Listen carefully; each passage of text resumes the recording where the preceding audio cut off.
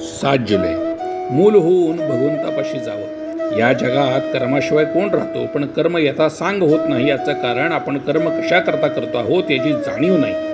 अधिष्ठानाशिवाय कर्म साधत नाही. मालक पाठीशी असला की कर्म करण्याला जोर येतो. काही चांगली कर्ममार्गी माणसे भक्तिमार्गी लोकांना नावं ठेवतात.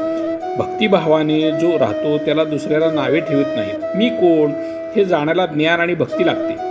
तसेच ब्रह्मसत्यम जगन्मिथ्या म्हटलं तरी त्याचा अनुभव येण्यासाठी कर्म करावं लागतं. उपासना भगवंताला ओळखून करावी. लहान मूल आईकडे डोळे मिटून मुकाट्याने दूध पितं, त्याप्रमाणे समर्थासारख्याने जे सांगितलं ते आम्ही निमूटपणे करावं. डोळे मिटून जितकं काम होईल, अंधश्रद्धेने जे होईल त्या अभिमानाने ज्ञानाने डोळे उघडी ठेवून होणार नाही. मूल होऊन भगवंताला ओळखावं. त्याला अडचण एक आहे, माझं शहाणपण आड येतं. भक्त मुलासारखं वागतात म्हणून त्यांचे लाड देव पुरवतो. कुणी असं म्हणतील की भगवंताची आणि आमची ओळख नाही, तर त्याची आम्ही कशी पूजा करायची?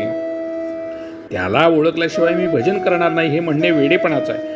भगवंताला पुष्कळ मार्गाने ओळखता येतं. पांडुरंगाकडे जाण्यासाठी काही मार्ग आदी आक्रमणे जरूर आहेत. संतांची अखंड जागृत राहण्याचा मार्ग सांगितला तो असा की देहाने प्रपंच करा, पण मन भगवंताच्या ठिकाणी अर्पण करा.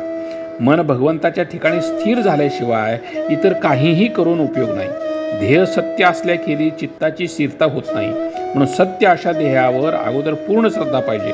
प्रपंचात जशी प्रेमाची गरज आहे तशी परमार्थात श्रद्धा पाहिजे. देव माझा आहे असे म्हणण्याऐवजी मी देवाचा आहे असं म्हणावं, म्हणजे श्रद्धा उत्पन्न होते. समुद्राचा तरंग असतो, तरंगाचा समुद्र असतो असं नव्हे. साधनात निश्चितपणा असेल तर त्यात समाधान आहे.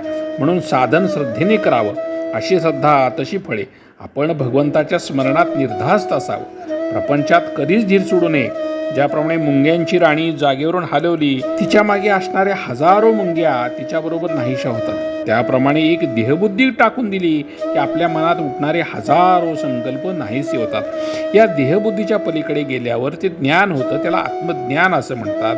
असं आत्मज्ञान झाल्यावर जे पूर्ण समाधान मिळतं ते खरं भगवंताचं दर्शन. भक्तिमार्ग हा प्रेमाचा मार्ग आहे. प्रपंचाकडचं प्रेम भगवंताकडे वळवलं की भक्ती करता येते. श्रीराम जय राम जय जय राम.